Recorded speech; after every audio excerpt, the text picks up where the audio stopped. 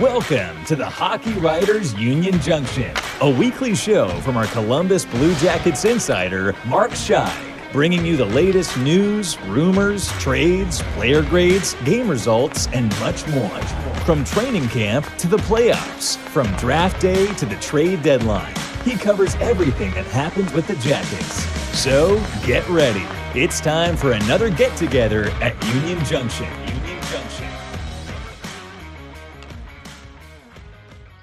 Well, hello, hockey fans. Welcome back to Union Junction. Thursday, the last Thursday in the month of April. I'll get it straight. It's been a while since we've done this, Mark. Yeah, we got to shake the rust off. Let's do it. Well, Nick is with me. Welcome back, Nick.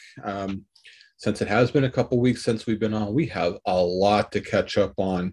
So we're just going to jump right in. We're going to try to pack as much into 35 minutes as possible with only 2 games left in the regular season. So, Nick, I guess let's start with the 2 new Michigan guys. So a lot of hype coming in on Kent Johnson. That was the guy everyone was looking at, all the experience, the high draft pick. But then Nick Blankenburg, they announced that one that I think a lot of people did not expect. And yet it's Blankenburg is the one that seems like he's grabbing all the headlines for the things he's doing every game so far. So just your take on both guys, what you've seen so far, and what might we expect moving forward. Well, I think the key that you've touched on is Blankenburg. Like, where did this guy come from? University of Michigan. Well, no, but come on, Mark. Stop picking holes in me here. But like, what have we been talking about all year about the blue line? They need to get bigger and more physical. And they go out and get this guy, 5'8". It's like, oh, that seems kind of counterintuitive. But in the game last night, he threw 8 hits. Yeah. Like, what's going on? He, like Brad Larson said about him, he's 5'8", but apparently nobody gave him the memo. Like, exactly. It's unbelievable to watch this kid. He is playing for a longer term deal, right? Like, he's only on a 1 year. This is kind of like a tryout. So he's given it all he's got. It's to be determined how he'll handle a full 82 game season. But wow, he has done great in this little audition. Kent Johnson, he's Kent Johnson. You can see the little flashes of it. Yep. He's working hard. He hasn't, he's not leading the team in scoring this year, but you can see that there is some potential there as well. So just 2 great signings. What do you make of it? 2 great signings. Are we sure Blankenburg is 5'8"? Like, put Nathan Gerby next to him, and I want to see a comparison right now.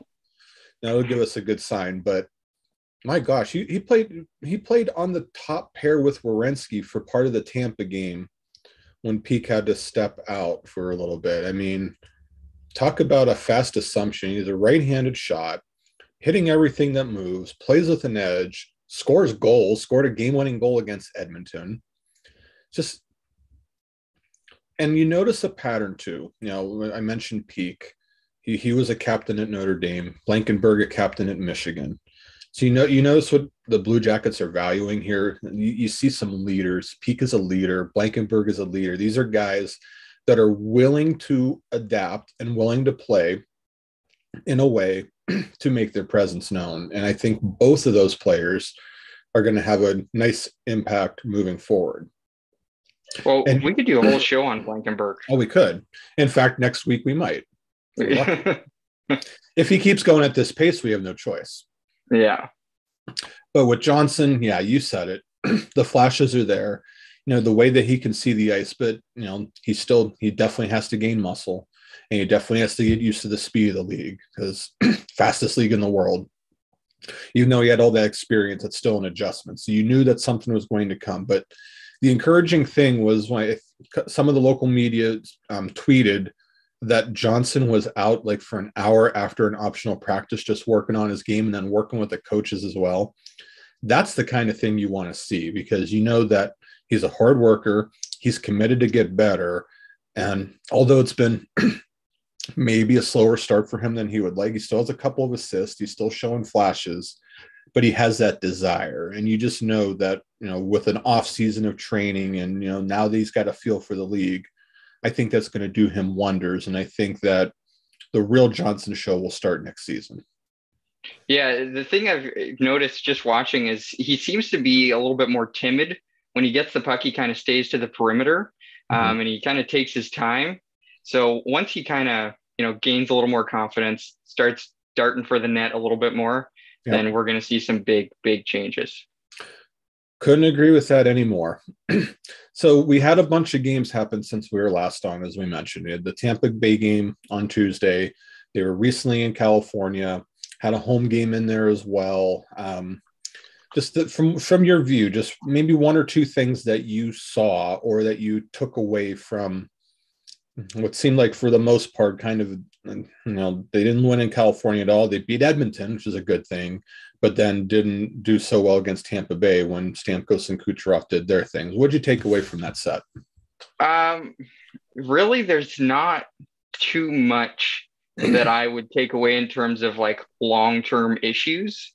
I think in the last game, they were missing 6 roster guys. So that's tough for any team, regardless of how experienced you are. Like, even if Tampa's missing 6 guys, they're going to have a tough stretch, obviously, depending on who it is. But still, the thing that has stood out to me is that they don't quit. I mean, we've been saying this all year, but something that it kind of reminds me of is a few years ago, we were talking about Carolina as one of those teams who they weren't the greatest, but they didn't quit every single night. So they're on a good path as long as they keep playing with that work ethic, in my mind. Absolutely. And, with all the injuries that you said comes opportunity. And so my takeaway is, who were the players that were going to take advantage of the extra role? So, Boone Jenner's now out for the rest of the regular season. Sean Kuraly is now out for the rest of the regular season. So your top 2 centers right now are Jack Roslovic, who's on a heater, who's playing some of the best hockey he's played since being in Columbus, and Cole Sillinger, who's still about to turn 19 years old, but he's not there yet. But just the extra opportunity, and it seems that both are fully taking advantage of the situation and certainly are not looking out of place. And so for me, I think I'm more encouraged about Jack Roslovic, just because you see that he can play when he's on a heater. You can see how well he plays offensively, and had a sick backhanded pass in the Tampa game too to set Bjorkstrand up. So it's not just the scoring goals; he can be a playmaker, but he's not making as many mistakes defensively. While he's still adjusting and learning that part of the game, he's making some strides. And there were questions earlier in the year. Some question his effort level. Could he ever be good as a center? Could he be good defensively? He's taken this opportunity and running with it. And I think for me, seeing him play against some of these teams, like Edmonton's no slouch, Tampa Bay is no slouch. They played against the LA Kings, who's going to be a playoff team. He's hanging in there, and that's what you want to see. I wanted to see development with him, and I've gotten that. So you mentioned the center position and Jack Roslovic, right? Yeah. His kind of emergence here, doesn't that really complicate things? Like in the long term, I mean, it's great complication to have too many players who are playing well, but in the long term, where do you think he kind of lands? Because he probably won't stay at this level forever. Well, do we know that though? And that's the question. Like, how do the Blue Jackets view him? I think they brought him in hoping that he can be a center. Now he's getting an extra chance with some of the injuries to be able to do that at a higher level. And that's something that, I feel like that's in development, Nick. I think that they have to give him at least a chance because they see that he can perform offensively. If he can continue to get better at faceoffs and he can continue to get better defensively, center has always been the question. So why not? I mean, if Johnson needs a little bit of time to get used to the league and get muscle and maybe play on the wing a little bit, you need guys that can fill in center. So, I mean, right now, if we were to look at it, I'll throw a question back at you. What does the center position look like at the beginning of next season? Is Boone Jenner still a top 6 center when he comes back? I mean, he sure as heck played like it before the injury happened. You would think Sean Corrali is going to be a huge part of it somewhere. You would think Cole Sillinger, after an offseason here of recovery and development, is going to be in that mix. Yeah. What do you do? It's definitely going to be complex because there's those four guys, but Jenner can also slide over to the wing and still be as productive, at least as valuable of a player. It's going to be wild because you got a log jam at center now, and you got a log jam on defense. There's a lot to shake out before next season starts. We're going to come back to that because we have a fan question that kind of goes into that. I think we can expound on that. So we'll save that one for the end. But next thing that I want to get at with you, Nick, is we know that the Blue Jackets did make the playoffs. We know that expectations wise, nobody thought that they were going to make the playoffs. I think a lot of people thought they were going to be in last, but they certainly were not the worst team out there. But where do you feel the season went wrong the most? We can point to a couple things, but what do you think was the most important factor as to why they fell short ultimately? Honestly, I really hesitate to use the word or the phrase went wrong. I think this season, when you look at it, is a gigantic step forward. I mean, they're in a tough division, maybe one of the toughest by far in the league, outside maybe the Atlantic. But like, to be in playoff contention as late as they were, and to really springboard off of an abysmal season last year, I think this is a gigantic step forward with a new core. We can obviously point to defensive deficiencies, more offensive-minded defensemen being back there. The shaky goaltending behind Elvis Merzlikins, who he also is in his first year as a full-time starter. I think a lot of those things are going to get worked out in just the way that I see things. But what do you think went wrong? Ultimately, you look at shots against, goals against, you start there on the surface, and those numbers are just eye-popping. And yeah, I mean, you alluded to it. Young defensemen learning the game, learning the league, adjusting to playing full-time minutes. I mean, Adam Boquist, Jake Bean, all put in positions where at different times, each of them were in the top four, and sometimes they'd play over 20 minutes. And while you can't deny that the skill is there, is very sporadic. So they were able to score, the Blue Jackets were, but if you can't stop anybody, and Merzlikins, you mentioned it too, first year in the league, first year not in the league, but first year as a starter. And there are some struggles there too. I mean, you look at his numbers, his goals against average is not great, but his save percentage, given how bad the defense was, is actually not bad. I mean, it's under league average, but to sport an over 900 and still have in the mid-20s and wins on this team that had that defense, it bodes well for him. It's just there's certainly a few things that he has to clean up as well. And for the Blue Jackets to take the next step, they know it, we know it. They have to address the defense. They can't give up as many shots. Merzlikins has to play better. And look, those guys, the defensemen I mentioned, they got to get stronger. They got to be able to play up. It's a physical game, and if they don't get stronger, they're going to get eaten alive again. So part of it is the team has to address it, and part of it are the guys on the team need to be able to take the next step.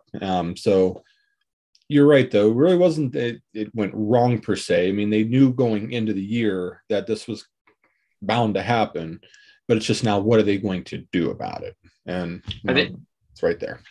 Yeah, I think if you told a lot of people this would be their record at the end of the year, take out all the goals against stats and all that, they would be like, "Whoa, really? That's pretty decent." That's exactly right. Yeah. So, Nick, before we continue on to the next set of topics here, of course, this is Union Junction. Mark Scheig, your host, and Nick Arnold, my co-host here, and we're here to talk about THW bets. Now, before we get back in the show, we want to let you know about the Hockey Writers Sports Betting Guide. It's a brand new source for your daily sports betting odds, lines, props, and futures, as well as some daily fantasy strategies and analysis.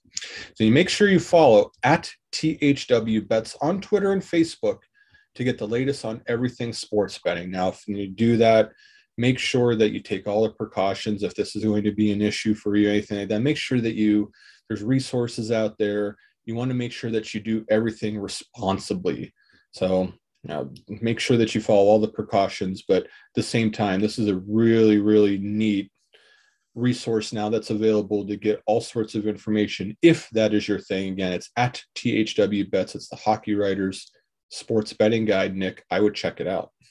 Well, if you're going to gamble, you might as well have a little bit more knowledge. That's Don't right. you want that little extra edge so that maybe you can come out on top?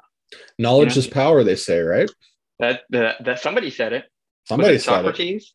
it. Somebody like that. Aristotle? Somebody way smarter than us. Well, that's not too high of a bar, at least for me.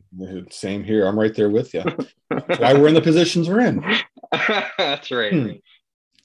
Well, moving on, Nick, let's go. Let's talk. I put something out earlier. Well, there was a report out of Russia from Sport Express, and this was kind of to be expected, but I still think it's an interesting topic to talk about. And Sport Express reported early on Wednesday that prospect Kirill Marchenko is expected to sign a 2-year rookie deal with the Blue Jackets at some point. Now, kind of set the scene for you fans. April 30th is when his current contract expires. Then we know we have all the stuff going on in Russia. So that could complicate matters. We really don't know. It's kind of up in the air right now, but they're reporting that Marchenko is expected to come over. So kind of talk about that. You mentioned, Nick, the whole room kind of being crowded, and it's a good problem to have. Now you add one of their top prospects, someone who could possibly come in, start to light it up. Just what is the impact of adding a guy like Marchenko to this team? I think it's just more excitement because this is a guy who's been he's been a name that Blue Jackets, people interested in the Blue Jackets have had on their radar for several years. I've seen a bunch of comments about potential Marchenko signings. Like people are saying, well, I won't believe it until I finally see it. So if this happens, there's going to be a lot of excited people because just the hype around this guy. He's done a great job.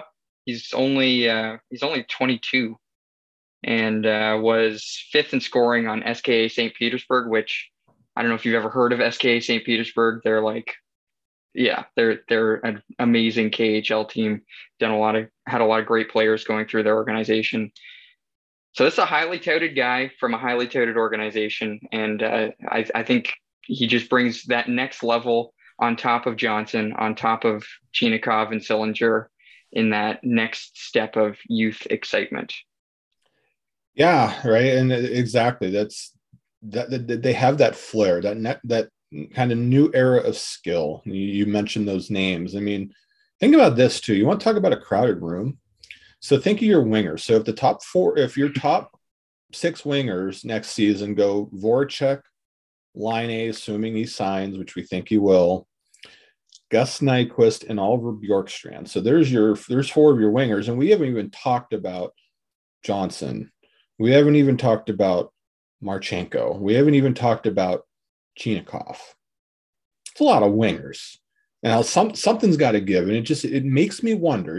So Marchenko, you can come in, got to adjust. I think he might end up in Traverse City potentially. Remember how Sillinger and Chinikov lit up the Traverse City Prospects tournament? Could you imagine Johnson and Marchenko doing the same thing this year? That never know, but there's that level of excitement there. But doesn't that just kind of point to maybe, just maybe, when you have that kind of talent and only so much room, maybe pointing to a bigger deal, like there's a hockey trade to be made somewhere? Well, yeah, that is an interesting piece of speculation. There's so many players and only so few roster spots, right? Yeah. Like yeah. If you really write it down on paper, it's tough to squeeze people out, right? Yeah, it really is. And not that we're suggesting you trade Voracek or Laine or anything like that, but what if Johnson happens to be ready to take the next step and he's everything that they say they is? And what if Marchenko's the real deal? Nyquist is going into a contract year, so that's somebody that could obviously be worth watching, and maybe they even re-sign him because they love him in the locker room, and he's a great leader and he's great shorthanded. So a lot has to settle itself out. So it will be a very interesting offseason to see if they decide to make a big swing at something, but then eventually they have to decide who's going to play those spots, because you're right, there's just only so few spots to go around, but a lot of interesting and good candidates there. Not to mention that they're going to add a couple really good players potentially coming up here at the 2022 NHL draft. Yeah, I don't know. I get stressed just looking at the organization thinking, wow, Jarmo's got some really tough decisions to make coming up. Let's talk about the draft for a second, Nick, because we're to the point now where things are starting to kind of get into focus a little bit if you're a Blue Jackets fan, right? So we know that the Blue Jackets are in 21st place in the overall standing. So that's actually outside of being able to land the number one pick in the draft, because you can only go up 10 spots. I think they're outside by 1 right now. They'd have to have Anaheim or San Jose actually jump them in the standings in order for them to even be eligible for a slight chance at landing number 1. But then there's the Blackhawks, and I think had a fan point out to me that even before Ottawa's win last night, because of the tiebreakers, Chicago cannot finish above 6th worst. So that can mean a couple things. That can mean that the Blue Jackets could stay 6th if a couple teams below the Blackhawks win the lottery. They could move down to 7th or 8th, or the Blackhawks win the lottery. They actually get that lottery protected pick, and then the Blue Jackets get a 2023 first round pick that's not lottery protected. So there's a lot. I mean, they said that math wasn't involved with this, but there's a lot of different possibilities that are going on with that. But just think about, they could have possibly the 6th and the 12th pick in the 2022 draft to add to on top of what they already got. How crazy is that in your mind? There's a lot of skilled depth coming into this organization. Mm-hmm. It's wild. But even what I would say is an even more tantalizing possibility is next year. Yep. Doesn't look like the Blackhawks are going to be that much, improved from afar. Right. If they win a draft lottery this year, then next year, presumably, if they're in the lottery again, that's not protected. So the Jackets could have a number 1 or number 2 pick. They could have 2 shots at Connor Bedard, Matvei Mishkov, and the like. So now my question back to you on that is, should Blue Jackets fans actually root for the Blackhawks to win a lottery? That's my train of thought on this. 23 is going to be, it's touted as like the next 2015 is like a super deep draft. So if you even risk getting 10, like a number 10 pick in next year's draft, not that 6 isn't going to be great at this year's draft, but it might be worth that a little bit of risk there to bump that pick back a year if it's, since it's not lottery protected. I mean, the chances are slim, but that possibility does certainly exist. And even if they don't get 1 or 2 next year, I mean, Adam Fantilli as possibly going number 3, he would go number 1 most years. So that just gives you an idea of the depth of the top of 23. So you just wonder, maybe in the back of their mind, like, because they already have a lottery pick of their own, do they hope that Chicago lands that lottery pick in order for them to get a second shot at 23? Well, look at, was it Ottawa and San Jose in the Erik Karlsson deal? They got a number 4 pick. Ottawa picked Tkachuk. They kept it, and then they moved it to the next year, and was it a number 4 again? I can't remember, but I don't remember. They still got a very, very high pick, even though it was bounced back a year. So that's a precedent of, like, just because things get bounced back, it's not the end of the world. It's definitely not the end of the world. It'll be interesting to see where Chicago goes, because you got a couple of aging superstars in Kane and Taves. Kirby Dach has had a very, very, very down year for what they expected of him. Seth Jones has that long contract starting. They have a lot of decisions to make. It could be an interesting year of transition for them. Yeah, I mean, are they looking at another bottom 10 next year? How aggressive are they in the offseason? I mean, yeah, we'll see about that. They have a lot of questions to answer for sure, though. So, Nick, question for you. So, Blue Jackets have been out of the playoffs for quite some time now. We talked about Nick Blankenburg earlier making an impression, but who else has made an impression to you on the Blue Jackets since they knew that they were eliminated? Well, I mean, there's Roslovic for sure. Kiraly looked like a beast before he was out. Like I tweeted out like Boone Jenner's out, but Sean Kiraly is really picking up the leadership. Even though he doesn't have a letter on his jersey, scoring big goals, being a great two-way asset. He really stood out. He's going to be a big part of the future of this team. I mean, it's just up and down the roster with big names out. They still haven't really wavered that much. I mean, Tampa was a tough loss, but they still looked good against them for, 80% of the game, right? That's it. Yeah. They just got Stamkos and Kucherov to death.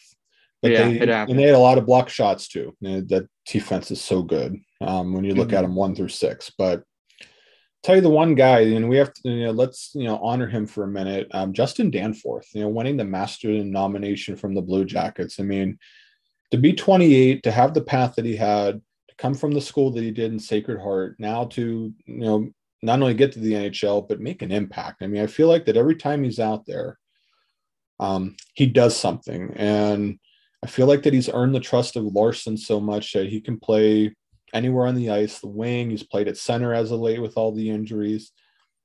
Just he's done everything asked of him. He's worked hard at it.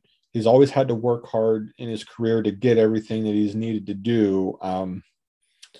Mighty impressive.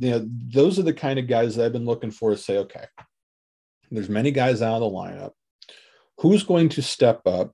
Because you're probably not going to get many opportunities like this again.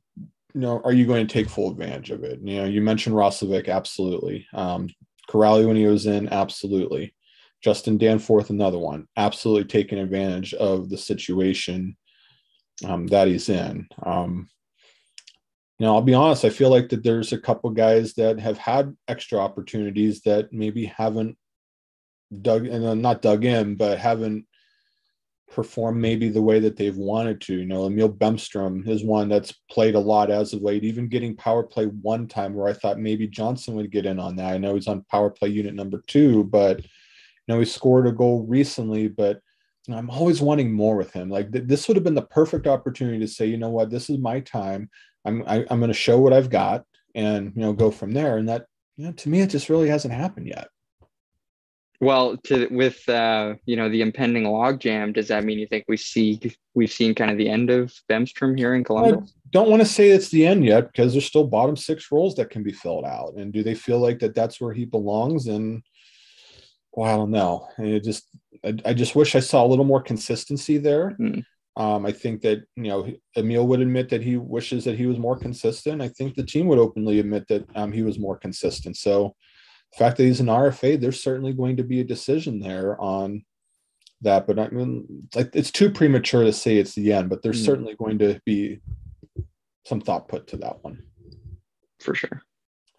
So playoffs are going to be coming up. We know the Blue Jackets aren't going to be in it, but there are going to be a lot of former Blue Jackets out and about on a lot of these different teams. So are you going to watch the playoffs just at all? And then from a Blue Jackets perspective, what we should be watching for? So there's a couple of different questions for you. How much will you watch the playoffs? And then what should we watch the playoffs for from a Blue Jackets perspective?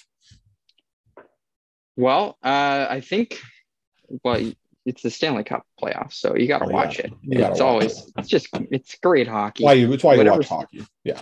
Yeah. Like the first round, when there's like 3 games a night or whatever, like in a row, boom, boom, boom, boom, boom, boom. Oh, yep. Buddy, it's like Christmas time. I mean, it'd be awesome to see the Blue Jackets in it, for our vested interest in reporting on it, but it's still the playoffs. And when you're really watching in terms of, there's always past Blue Jackets, like you mentioned, but there's always guys who could be future Blue Jackets. Down the line, there's those playoff performances that sometimes go under the radar. Sean Kiraly, he was great with the Bruins. He made a deep run with them a couple of times, I think. Mm-hmm. So it's those kinds of guys that maybe when they're coming up on their, unrestricted free agent seasons, maybe those are guys that you want to keep your eye on, to see just maybe they could make their way onto the Blue Jackets. There's so many reasons to watch the playoffs, but yeah, I know. I mean, look at some of the matchups that seem to be coming our way here. We could be looking at Leafs and Lightning in round one. So you're either going to get the champs knocked out in round one or another Leafs first round exit, guaranteed. I love it. How about Carolina and Boston if the two of them get together? And that's another one that you would think that would be more of a second or third round matchup. So the matchups are going to be just incredible. The Wild and the Blues in round one is going to be an absolute slugfest and could go either way. Edmonton and LA, I think, is kind of set. What can the Kings do, and will Connor McDavid get past a first round for the second time in his career? So the storyline, there's going to be no shortage of them. So of course you're going to watch. But from a Blue Jackets perspective, should they be rooting for another team? You look at a team like Colorado that has a bunch of former Blue Jackets on it, and a team like the Florida Panthers that has Bill Zito and Anthony Duclair on it, just off the top of my head. Different teams have former Blue Jackets on. Will you root for the Bruins because they have Nick Foligno on it, for example? And no shortage of storylines in that sense. I think for me, though, Nick, this is where you kind of look at them to say, okay, how far are the Blue Jackets really away from being a contender? And then you look at the teams in the playoffs and you kind of compare. It's like, okay, you get a good sense of what's missing, what kind of players do they need, and then you see, okay, what can the Blue Jackets possibly do in the offseason to look more like them? And I think that if you look at it from that point of view, you get a little bit more interest in it, but that's just me. Yeah, that's true. That's a good point. He saw the Penguins a few years ago when they were winning. They didn't really have the best defensive core, so you could look at that as maybe a model for the Jackets moving forward. Possibly. No, exactly right. So let's end the show like this. We have one fan question, and I went to Twitter and asked for it. I thought this was a really good question and kind of touched on it a little bit. We'll get more into it now, though. This is from Jonathan at CBJ Cannon Crew. So if he's part of the Cannon Crew, that's awesome. So thank you for the question. Thank you for tuning into our lovely show. And Jonathan asked, do you think the Blue Jackets will move either Voracek or Nyquist this summer? And he says it seems unlikely that Johnson plays center next year, and they have a glut of wingers, especially with Marchenko coming over. So we kind of talked about it a little bit, but this is our chance to really dive in here. I think the question here is there a big move to be made? I'm not sure you move Voracek because of the contract that's there. That's a pretty high AAV. But do you move Nyquist with only 1 year left? Do you even consider moving Bjorkstrand with several years left, but the price is set? Because there is a glut of wingers there, and they're not a spot for everybody. So where do you go? I tend to think, this is just me, so I'll answer the question first. I think that Jarmo Kekalainen is such a competitive guy, and all the time of covering him, that missing the playoffs like this a couple straight seasons just eats at him. And that he wants to do something big. Now, he won't do something big just because. It has to be the right move. But you're starting to see the elements when you have this many good players and not as many spots available.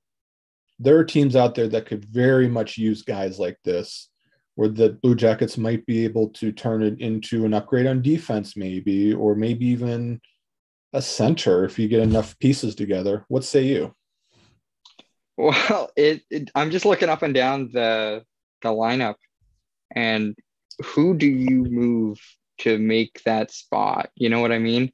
It is a tough row because Voracek has been such a huge part of the locker room this year. Nyquist also. Nyquist has been so vocal about wanting to, like, enjoying what they have right now in Columbus. Yeah. Now, obviously, Cam Atkinson also was very vocal about liking what they had going on in Columbus, and they still shipped him out day after the draft party. Mm-hmm. Draft day is 100% when Kekalainen likes to make his moves. And if something's going to happen big, it's going to happen then. Could it be as big as bringing in Artemi Panarin like in the past? You don't know. Like Kekalainen, he plays his card so close to the chest. You never know. I'll end the show with a theory. Now, I'm going to preface this theory and be very clear about it. I think they re-signed Patrik Laine. Now, I'm going to put myself on record. I think they find a way to get it done. But I'm going to present a theory for the purpose of answering the question. If an opportunity were to come up that you can acquire a bona fide top 6 center, and I'm talking you get him for several years down the line, like he's in the right age range, and you get him for 5 years or longer, and he's a bona fide top 6 center, would you include Patrik Laine in that kind of a deal the other way? That would be the only thing. Rhetorical question? Is that it's both. It's a rhetorical question. It's also a serious question. Yeah. Because you know that they want a top 6 center. They need somebody that can man the middle and be that anchor.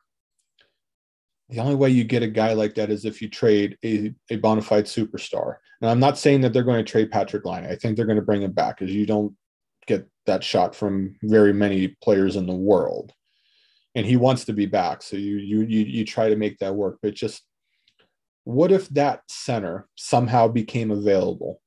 Like a team had a glut of centers, like a young guy is ready to come up, and then they didn't want to pay somebody. Like, what if they don't want to pay Patrik Laine $10 million for some reason?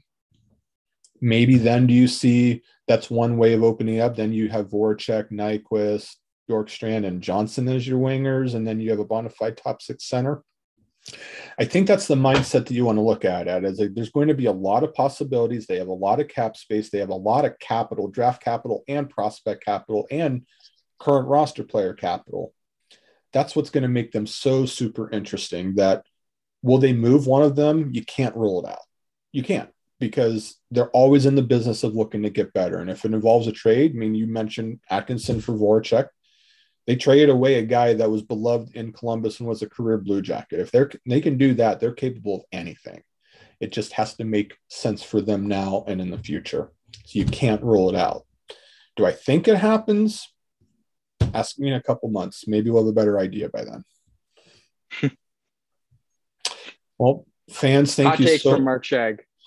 Hot takes from me. So I know we've been off for a couple weeks, so we're bound to have to give a hot take or two this week. So fans, thank you very much for taking the time to join us back on Union Junction. We will be back next week. I know the season's over. Locker cleanup day is scheduled for this coming Saturday, actually the day after their last game against the Penguins. So we expect a lot of the players and management and the coaches to talk, and then they'll go off for the summer. But we'll get together throughout the offseason as we get countdown to the combine. It's just going to be in early June. You know, the draft is going to be in the beginning of July this year, but we'll still be here and we'll let you know when we're going to be on there. But we'll be back next week, because we still got a lot to talk about with the end of season and what the players and coaches have to say, including hopefully some injury updates and things like that. So have a great week. Thanks for the time. We will see you next time here on Union Junction.